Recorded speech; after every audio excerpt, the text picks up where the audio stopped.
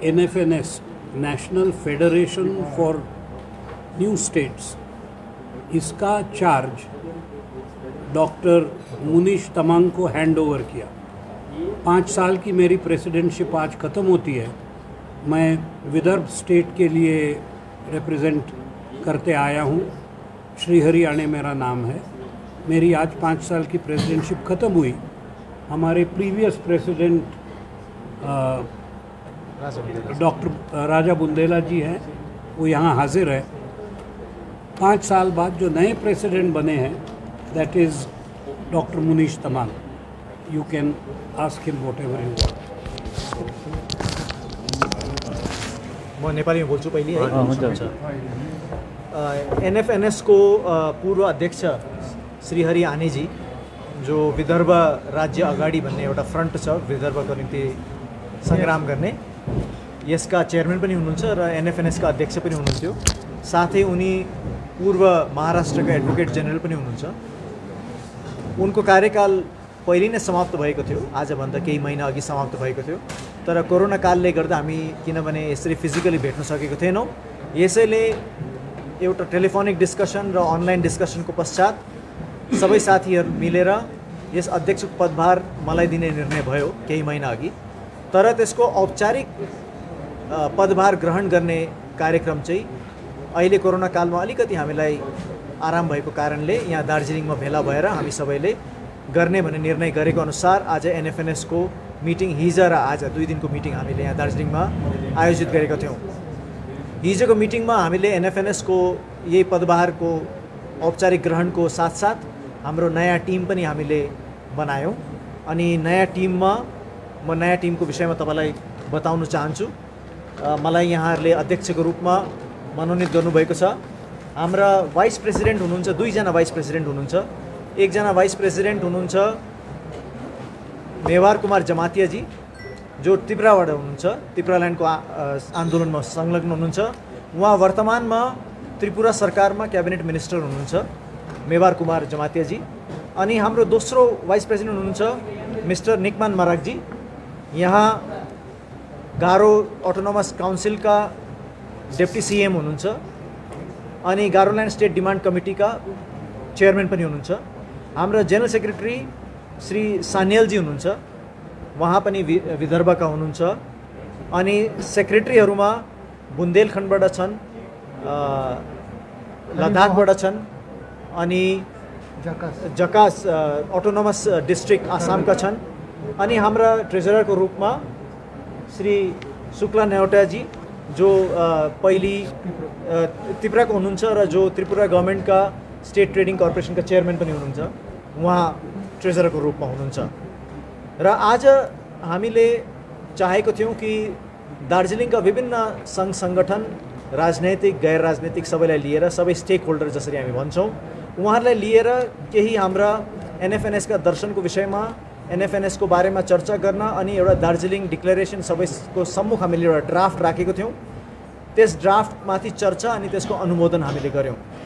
योभन्दा पहिले डिक्लेरेसन तपाईँहरूलाई बताउनुभन्दा पहिले, दार्जिलिङ घोषणा तपाईँहरूलाई यहाँहरूलाई बताउनुभन्दा पहिले म NFNS को विषयमा एकदमै संक्षिप्तमा यहाँहरूलाई बताउन चाहन्छु।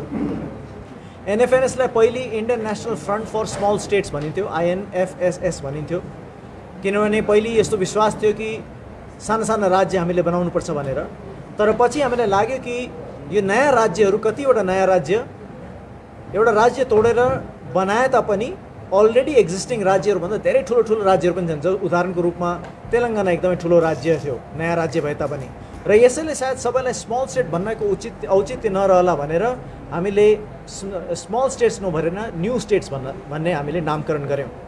1999 मा श्री जर्ज फर्नान्डिसको इनिसिएटिभमा, जो त्यस समयमा NDA सरकारमा कन्भिनर हुनुहुन्थ्यो अनि वाजपेयी सरकारमा हुनुहुन्थ्यो, उहाँको इनिसिएटिभमा यो फेडरेसन सुरु भएको हो।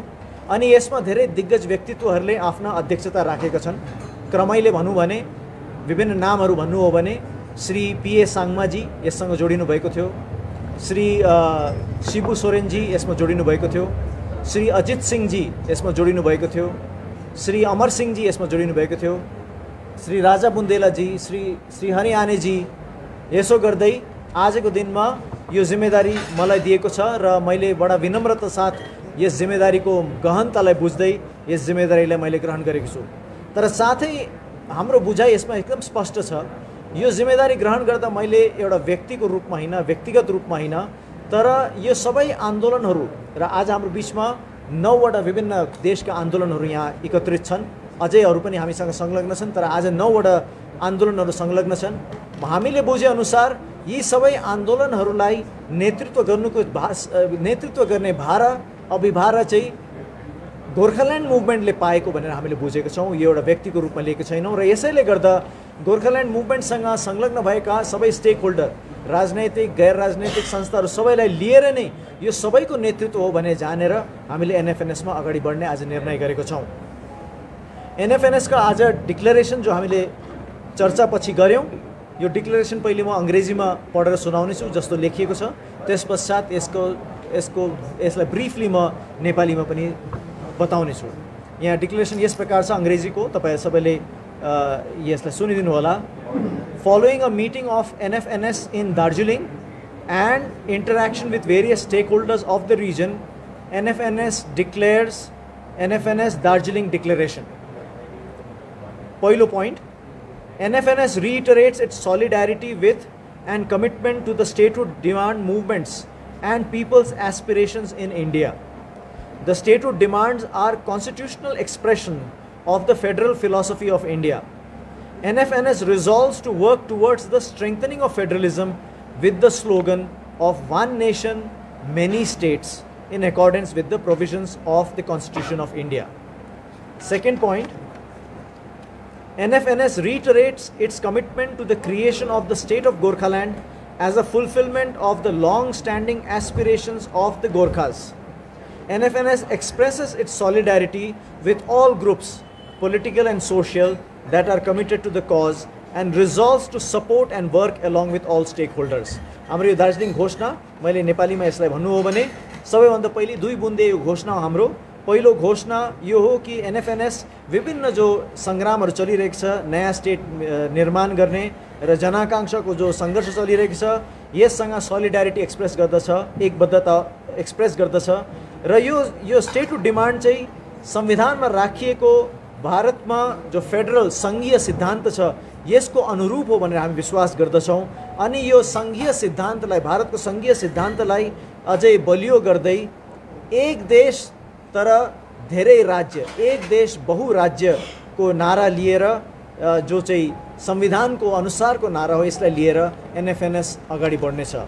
दोस्रो बुन्दामा एनएफएनएसले गोर्खाहरूको दीर्घकालीन जो आकांक्षा छ गोर्खाल्यान्ड राज्यको निर्माण, यसलाई आफ्नो समर्थन फेरि पनि दोहोऱ्याउँदछ, फेरि पनि यसलाई हामी रिटरेट गर्छौँ, बताउँछौँ, दोहोऱ्याउँछौँ र यस आन्दोलनमा जति पनि जडित सङ्गठनहरू छन्, यस गोर्खाल्यान्ड राज्य निर्माणको आन्दोलन जति पनि संलग्न समूहहरू छन्, चाहे त्यो राजनैतिक होस् या गैर राजनैतिक होस् या सामाजिक होस्, सबैसँग मिलेर सबैलाई सपोर्ट गर्दै र सबै साथमा मिलेर काम गर्ने हामीले सङ्कल्प गरेको छौँ। यी 2 बुन्दाको हाम्रो यो डिक्लेरेसन हो र आज यो सबै यहाँ आउनुभएका साथीहरूसँग हामीले बातचित गरेर चर्चा गरेर हामीले यस डिक्लेरेसनलाई एडप्ट गरेका छौँ। आज विभिन्न राजनैतिक पार्टीहरू, विभिन्न सामाजिक सङ्गठनहरूको पनि हामीले सानिध्य पायौँ, उहाँहरूको सङ्गति हामीले पायौँ र उहाँहरूसँग पनि हामीले चर्चा गऱ्यौँ, उहाँहरूको पनि विचारलाई सुन्यौँ र आज सर्वसम्मतिले हामी सबैले यसलाई यस डिक्लेरेसनलाई हामीले एडप्ट गरेका छौँ र यही हो आजको हाम्रो आज प्रेस कन्फरेन्समा भन्नुपर्ने आजको एनएफएनएस आज यहाँ उपस्थितमा म लिस्ट तपाईँलाई बताउनु हो भने यहाँ गोर्खाल्यान्ड त छँदै छ, त्यसबाहेक बुन्देलखण्ड छ, विदर्भ छ, लद्दाखका पनि हाम्रा साथीहरू आएका छन्, त्रिपुराबाट आएका छन्, त्रिपुराल्यान्डका, गारो स्टेटका पनि आएका छन्,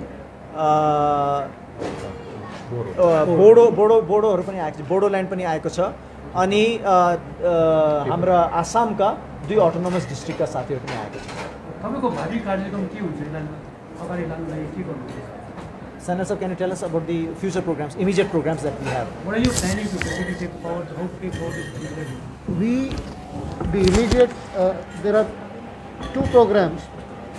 The basic immediate program is to ensure that in each and every area, wherever the demand for separate statehood exists, NFNS would make its presence felt. There would be an immediate press conference in Delhi so that the present dispensation in Delhi is made aware of what the NFNS wants, and since our newly elected president would be there, he would be immediately doing the needful in that regard. NFNS has, as you have heard, that in view of the Darjeeling Declaration, NFNS will now take up the issue of creation of small states with the central dispensation in accordance with, since NFNS does not believe in any kind of violence, it believes in non-violence, the issue of process for creation of new states would be taken up by NFNS in its right course as soon as possible. But like, how effective has NFS been so far? I mean, what is your personal Well, view? the NFNS has been effective in as much as we have helped in creation of the state of Telangana. Shibu Soren of Jharkhand was very much with us. Jharkhand state's creation is another good example of what has been achieved.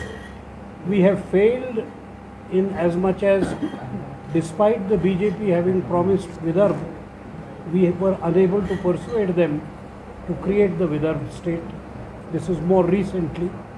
We have not yet been successful in moving the center to give full statehood to the Delhi government, which is still a, as you know, half a state. It does not have the status of a full state. And lastly, the Gorkhaland matter. We have passed a resolution in 2017 supporting the Gorkha movement, but until this meeting, we were unable to do much for the Gorkha movement. So our plus and minus positions are these. So will it just be submitting memorandums to the central No, it's government not or beyond that? What are the NFNS by itself does not participate in the local agitation. Its members conduct the local agitations in the areas where they are. NFNS lends its support by giving that agitation national exposure and by moving powers in Delhi. Creation of a state happens in parliament. So we have to be able to build a pressure lobby in parliament.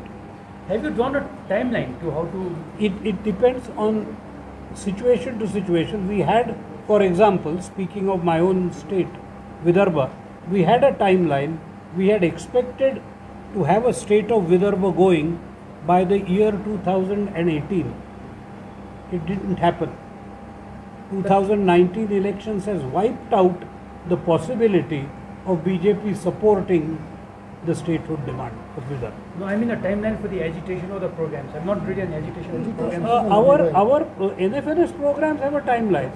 4 meetings a year in regional areas, 1 national convention is planned every year.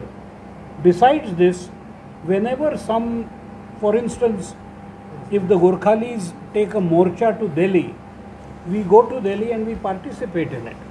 If they hold a press conference, we participate in the press conference as all the statehood demanding areas supporting this particular state's demand. So that happens. But the timeline depends very much on what is nationally happening. Right now, nationally, we have the Gurkhas as one very strong central movement, and of course, Ladakh, which is now demanding full statehood.